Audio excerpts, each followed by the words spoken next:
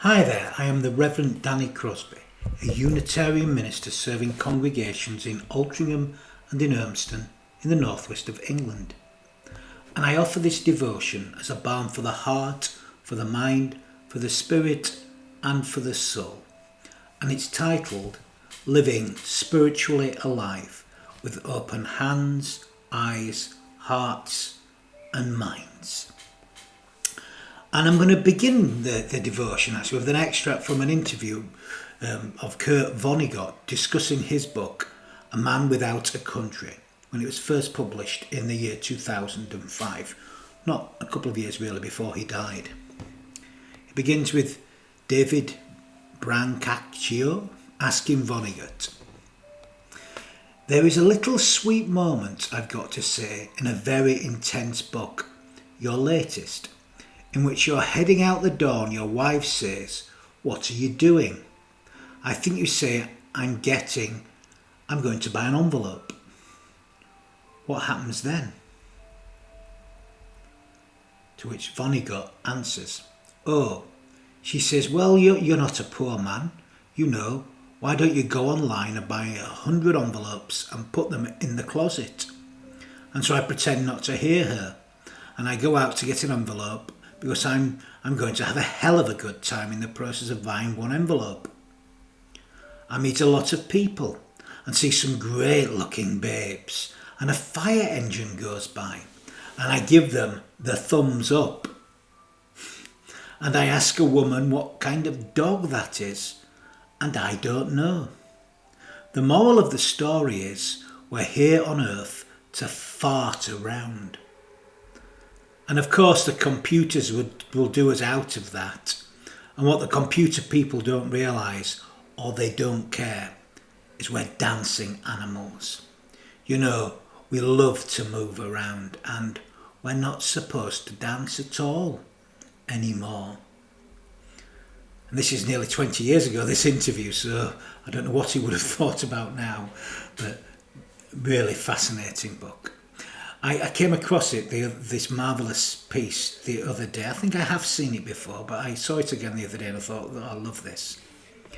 In some ways, this attitude of farting around, if you like, is central to my view of what it means to live spiritually alive in this world, with all that this world is.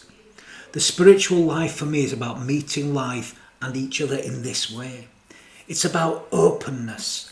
It is, and it's central to my view of ministry in so many, many ways, actually. Something I talk about a lot, I think. I try to live by invitation, by inviting the other to be who they are.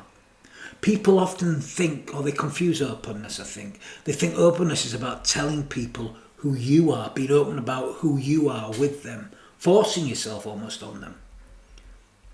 And I'm not convinced that that's openness at all. Openness to me is about inviting others to be who they are with you. Openness is about invitation, letting people into your space, not putting up the barrier. Opening yourself to them, so that they're inviting them in. My car's been in the garage for a few days, and this has meant I've had to make use of taxis. It's fine now, it's working again. And I experienced 4 very different taxi rides over the last few days. All of the drivers spoke freely and openly with me, all in very different ways. Taxi drivers are notorious for it, aren't they? But I invited them, I enabled them to do so. And obviously when they worked out what I was and what I was doing, their conversations went down certain routes, certain roads. They make certain assumptions, I guess, about someone like me. And they talked about their views about the world, about religion, about spirituality, about people. And I had a particularly fascinating ride with one between the Urmston and Altrincham services last Sunday. The driver had very, very strong views about religion formed from his upbringing in a particular environment. I listened with interest and very occasionally interjected, but not too much. He spoke, I listened. By the end of the ride, just 20 minutes later, He had shared openly so much with me, and I with him to a degree. I'd invited him in. Obviously, you have to give some of yourself to do so. And his parting words went something like this: I have never met a clergyman like you before. I thoroughly enjoyed this conversation. I felt listened to and understood. Thank you. And I felt blessed by our open conversation. We were simply meeting one another, but it felt like the Spirit was alive and well, ablaze between us. As I got out of the cab, I felt spiritually alive, and I led the service in the very same spirit. We had a ball, actually. If I have learned anything about spiritual living, I have learned that the key is openness. The key to spiritual living is to live with open hearts, open minds, open eyes, and open hands. These four are spiritual living in practice, which I have come to believe is the true essence of religion. Not creed-like religion, but truly living, breathing, practising, free religion. True religion in this sense, intentional spirituality in community, should not only bring us to life as individuals, but enable us to live truly alive and awake in this our shared world.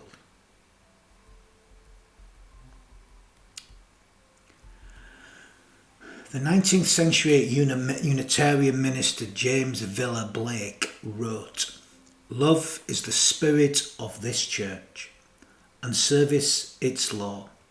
This is our great covenant, to dwell together in peace, to seek the truth in love, and to help one another." I think in many ways this covenant articulates the essence of what it means to come together in love as a worshipping community.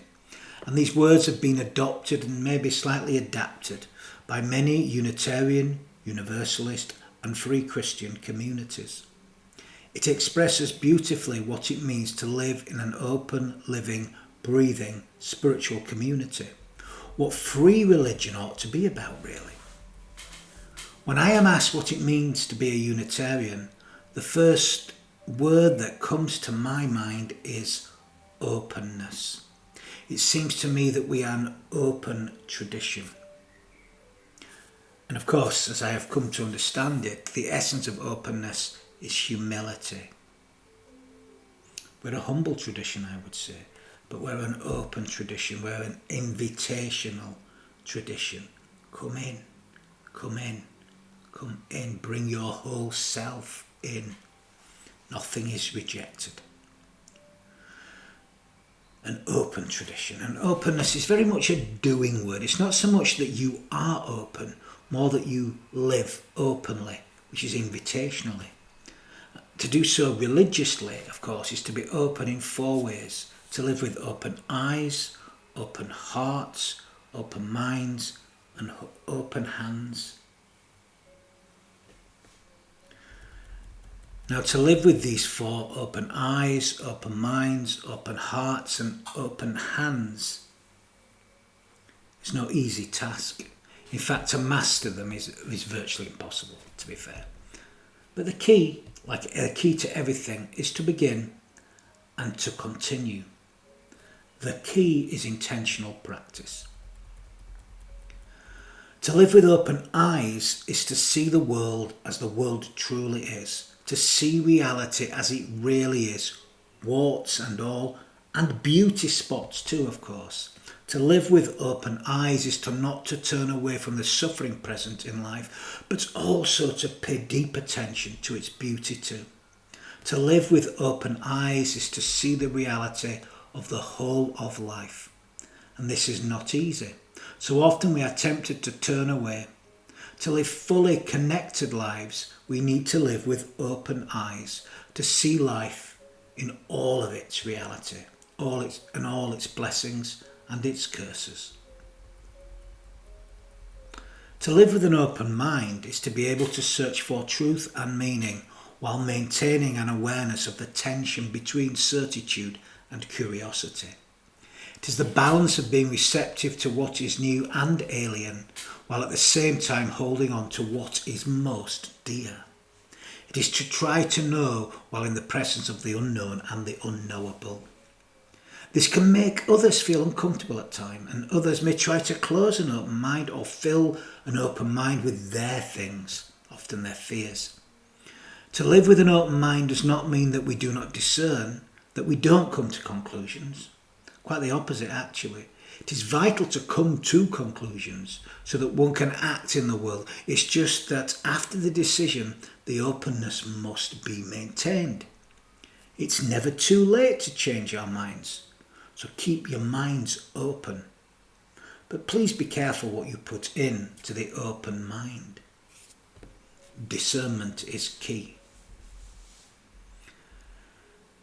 The key to living with an open heart is to live with all our senses, including our sixth sense, our soul. Our soul open to all the wonders and the mysteries of life. And this too brings its danger. Living with an open heart exposes us to pain and fear. To truly live with an open heart is to allow ourselves to be touched in the most tender of places. This can hurt sometimes. Remember, Cupid's arrow had to first of all pierce the flesh before it could penetrate the heart. Remember, love hurts. To live with an open heart is to follow that great commandment. It is agape in its truest sense. It is to love others no matter who they are, no matter what they have done, where they have come from. It is to love without condition. It is to follow the golden rule. It is to love our neighbour as we would wish to be loved ourselves, and a bit more actually. And this requires love and compassion for ourselves, of course, which can at times be the greatest challenge. We have to love ourselves, because we will love our neighbour as we love ourselves. If we hate ourselves, there's no love for anyone. To live with an open heart is to feel a deep connection with all that is, all that has been and all that will ever be. It is to recognise that in order to feel this connection requires us to share ourselves, to open ourselves, to be invitational to others. To love is to practice forgiveness over and over again. Practising living with a loving heart is to live willing to be transformed by what we encounter in our daily lives, to be truly open to all that is. The danger of invitation, if you like, makes us very vulnerable, but I think it's the only way to live. By living with these first three, open eyes, open minds and open hearts, we can then practice living with open hands. Hands that welcome, hands that humbly accept our interconnectedness. Open hands are willing to do what they can to serve, to play their part in the world. It means committing and recommitting to use our hands, our abilities in the service of life. With our hands, our actions, we take responsibility for our part in working for what is just, to create that kingdom of love right here, right now, to create a better world, to create the beloved community. With open hands. With open hands, we offer what we have and we do what we can with what we have, encouraging others through being open to do likewise.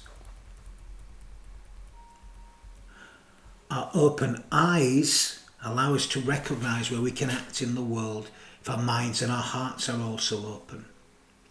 It is these three that tell our open hands where our open hands are needed. Open hands, though, are not just about action. They are also about connection, and perhaps more importantly, they're about humility. Humility is the key to openness, and to my eyes, it's the essence of my chosen faith. I say chosen faith, but I'm not sure if I chose it or it chose me. I don't know. God only knows. Now, humility is a word that's often misunderstood. To be humble is to be at home in our true humanity, our finite humanity, to be grounded in our lived reality, and our shared humanity. The key to humility is to recognise that we are part of something larger than our singular selves. Humility is not about being meek and mild and bowing and scraping. It is not about being self-deprecating or denigrating. Too often humility is seen in this way, particularly from a religious perspective, as an excuse for suffering and meekness in people. That's not true humility. True humility is about living with open hands and doing what we can in the world. We can only do this though if we live with open hearts, open minds and open eyes. We can only do this by recognising our shared humanity. I feel that so many of our troubles are caused by our inability to be truly open to one another, to be truly open to new thoughts and ideas. Our troubles are caused by our arrogance and our belief that we know best. Therefore, by not living openly, we fail to understand and therefore empathise with each other, and we remain trapped in what we think we know. We are too closed down and we need to be open. We need to open up. We need to open up to one another, to life, to God. We need to be opened up like the Buddhist monk, arms out with his begging bowl. An image which, as Thomas Merton explained, represents not just a right to beg, but openness to the gifts of all human beings, an expression of this interdependence of all beings. Thus, when a monk begs from a layman, it is not as a selfish person getting something from someone else. He is simply opening himself up to his interdependence. As Merton said, the key is to live openly, and of course the key to openness is humility. No one lives apart from anyone else. We are all interdependent. Also, none of us knows everything. We always see through the glass dimly.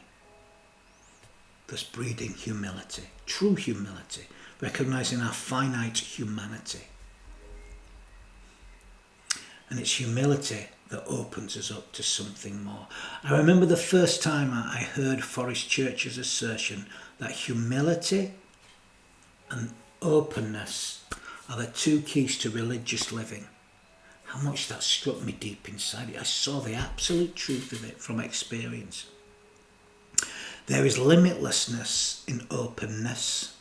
Who knows how much we can truly change and learn to love if we just stay open, if our hearts and minds and eyes are open. Who knows what we can do with our loving hands if we truly open our eyes, our hearts and our minds. Who knows what these hands can do? What we can do in this world, how we can serve when we're open, humbly open, inviting, opening ourselves, inviting the other. And in that space, the true invitation occurs. That's living spiritually alive. The key to true spiritual living is openness. It is to live with open eyes, open hearts, open minds and open hands. The key is to live with true humility, to see that we are grounded in our shared humanity. The key is to see that we are part of something far greater than ourselves, and that through recognising this we will know the love present in life and begin to bring that love alive, right here, right now. Every day is a day when we can bear witness to a power greater than ourselves. We do this when we love one another with open hands, when we see the world with truly open eyes, when we live with minds that are truly open and hearts open to the love waiting to enter and to be poured out onto a world that really needs it. I was reminded of this last Sunday morning on that taxi journey between Urmston and Altrincham. What a beautiful gift that was. Who knows, it may have opened the eyes, the heart, the mind and the hands of the taxi driver, who had never met a clergyman quite like me before. We shared a journey where we lived side by side, spiritually alive. It was beautiful. and funny. I believe it is our task to live truly open lives. This is true spiritual living. This is true religion. I believe it is our task to bring love alive through our openness. It is our task to allow God to incarnate through our lives. And to do this, we need to live with open eyes, open minds, open hearts, and open hands. You can do it, you know. Amen. I'm going to end with just a few final words of blessing. You know, we need to bless more, and we can all bless. And we bless when we give ourselves wholeheartedly to life.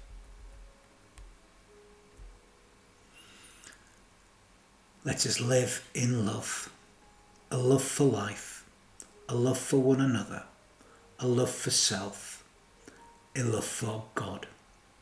And may we carry this love with us. May we do so in all that we feel, in all that we think, in all that we say, and in all that we do.